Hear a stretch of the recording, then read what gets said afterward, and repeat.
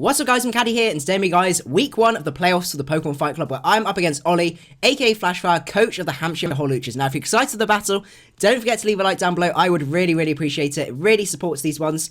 Obviously as well, Ollie's link will be down in the description if you want to go check him out. I would really recommend it. So, as always, what we're going to do, we're going to run through what Ollie's could bring, what we're going to bring, and then finally go into the battle. So, what Ollie could bring is he has got the Mega Latios, Scizor, Excadrill, Klefki, Arcanine, Roserade, Gardevoir, Exploud, Rotom-M, Hitmonlee, Lanturn, Malamar, Volbeat, and Dodrio. So a very spooky set of Pokemon.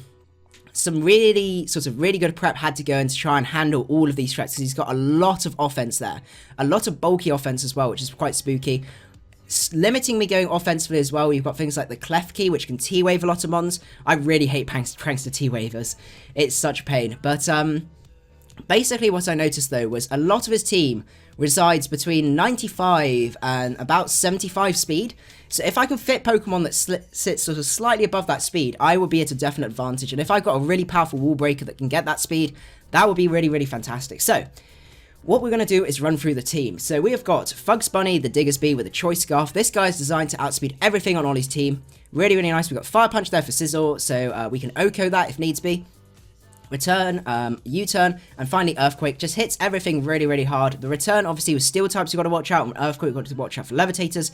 But with a bit of prediction, we should be okay. We can go Adamant as well, so this guy's going to be hitting like an absolute truck. Next up, we got Hell Hydra, the Hydreigon. This is E-Belt, so I want this to bluff this as a Scarf set as well. So it's not uncommon for me to run double Scarf. And this guy outspeeds pretty much everything apart from Mega Latios. And I've got Draco there, Dark Pulse, Super Power, and Fire Blast.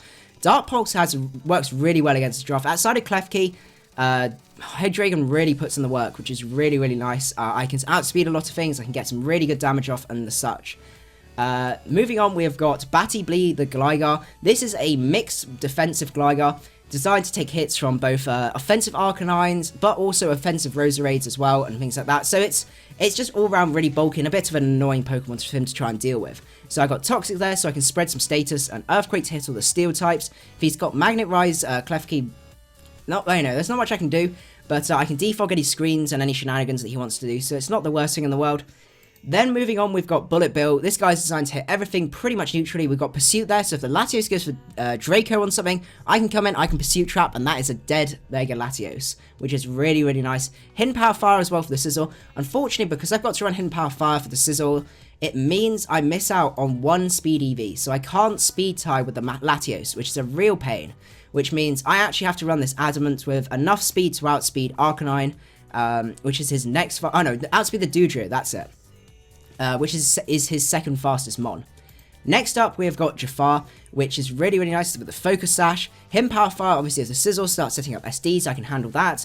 Psychic, Shadow Ball, and Focus Blast hit everything on his team neutrally, which is really great. And then enough speed to outspeed the Latias, and a little bit in HP, just add a little bit to that cheeky bulk. Next up, we have got Clefable with Dovahkiin. This was the hardest set to decide.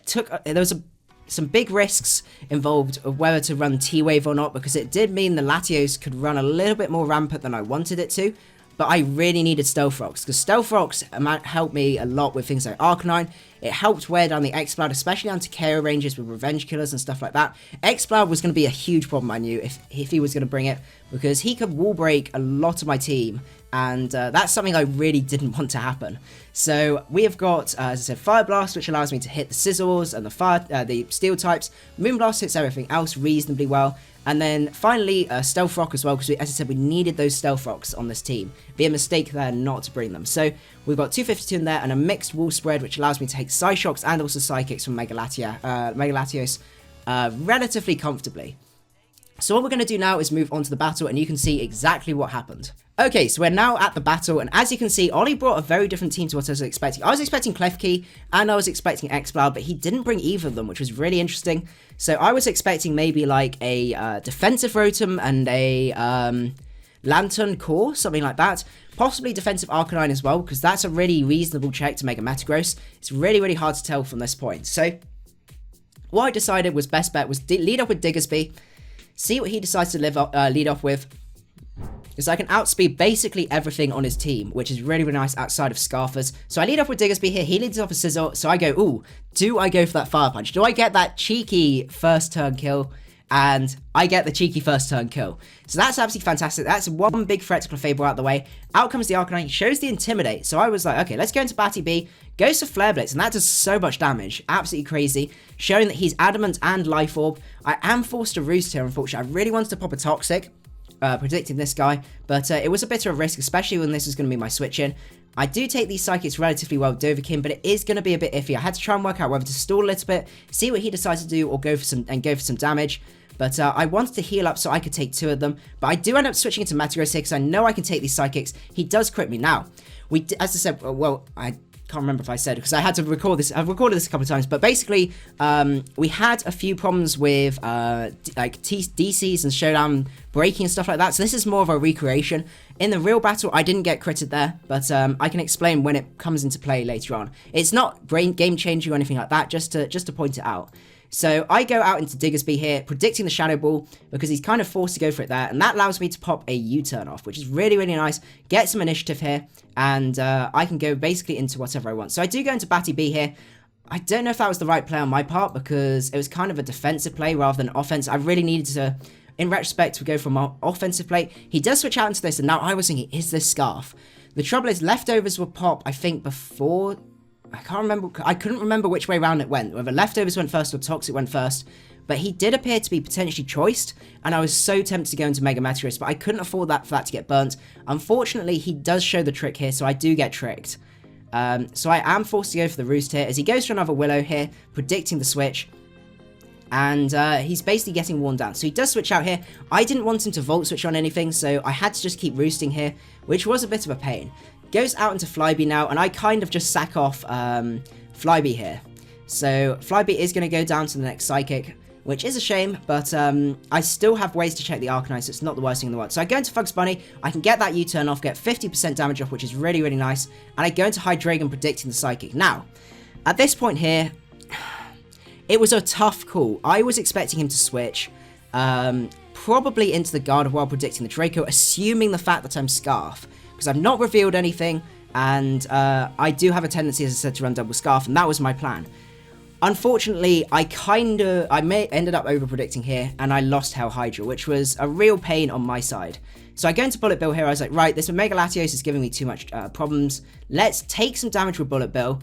Now, I took the damage on Bullet Bill because I was aware that I now outsped everything outside of Scarf Gardevoir. I could take an E-Speed because in the real game, I didn't have that crit. I was actually at 17%, and I can take an E-Speed, and E-Speed does about 12. So that's why I decided to take the Shadow Ball here and guarantee the kill on Flyby, because Flyby was just being an absolute pain at this point. Out comes the Gardevoir, most likely Scarf, but I don't have a particular safe switch into this. If it's modest, it can 2-hit KO my Clefable, and I need that Clefable for late game. So I can go into Fugs Bunny here, because I know I can take, Moonblast and stuff like that, and I can fire for a return and basically get a free kill, which is fantastic. Out comes Arcanine here. I can't kill, which is a real shame, so I go into Alakazam here. Now, at this point here, this is when we had the DC, and basically what happened was, I ended up clicking Clefable to start, cancelled it multiple times, going into Alakazam, realizing that was a mistake. Now, Showdown lagged. We had about 5-10 minutes of where we weren't able to click a move or do anything, and it ended up just ignoring any of my cancels and going into that. Now, Ollie was really, really kind and let me go out into Alakazam, and that's how we had to recreate this whole battle. So he does go for the E-Speed here, takes me down to my Sash, because what I needed was just a little bit of damage on this Arcanine. 2 sets of Life Orb damage was enough, where I could now go into Diggersby. So I was looking relatively strong here. It was still going to be close, but a return was a 2-hit KO, regardless of the crit, I'm pretty sure. So I am able to take him out there, which is great. Now, this is where things go interesting. So I end up switching out here because I kind of got to, as it goes for Destiny Bond, that's fine. Really good to reveal that. So that's showing a bit of limitations to the move pool. So Ollie may not pack Focus Blast on this, which would be really, really nice. So at this range, I do go for the Moonblast here. And just to get some damage off, I know I can damage that Arcanine. I didn't think that Arcanine would have All Morning Sun, mainly because it needs all that coverage to hit my team. If it doesn't have like the close combat, it gets kind of bopped a lot by Hydreigon and things like that. So I thought it kind of has to have CC here. It's not going to have the Morning Sun. So At this range, we calc this afterwards. I was guaranteed to live a hit from this. I had 168 EVs in defense, max HP, not a bold nature though, and we calced it and it would do a maximum of 82%. So I knew after this battle I should be able to live this, but as you guys will see, the Flare Blitz goes and it kills. Which at the start we didn't, I wasn't too confused because I didn't calc it because I was like, it would, it makes no difference. My play is to Moonlight because I can take a hit, most likely. I can Moonlight up and then basically he goes down to Recall and then I win. But for some magical reason, I don't take the hit. So we went back to Showdown. I can actually show you on the calc. I've got it up here. So an offensive Arcanine, he told me he was adamant against a 168 defensive Calm Clefable. He does 76 to 78.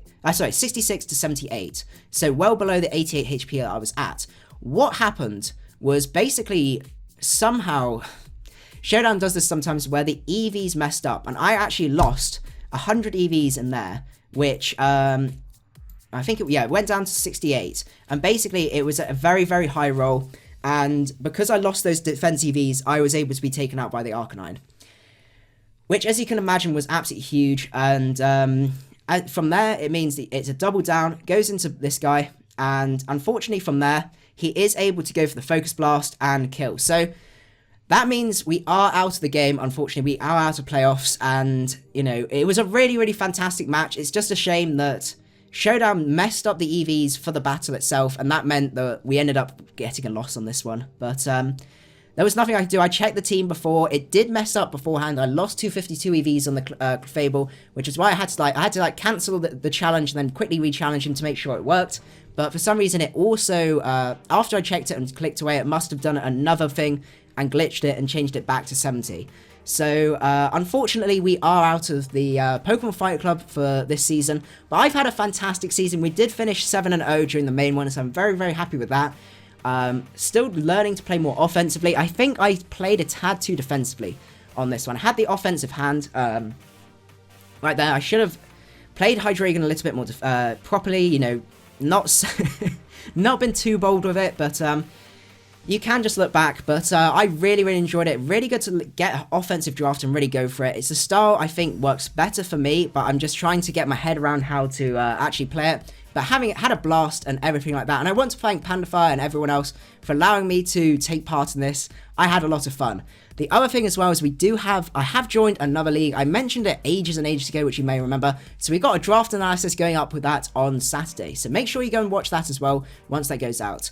So I hope you guys did enjoy the video. I apologize about the Showdown mess up, but it was a fantastic battle. And if I had to go out of the season anyway, it would be against Ollie with a battle like this. So I hope you guys did enjoy. If you did, don't forget to leave a like, and I will see you guys later. Macadii out.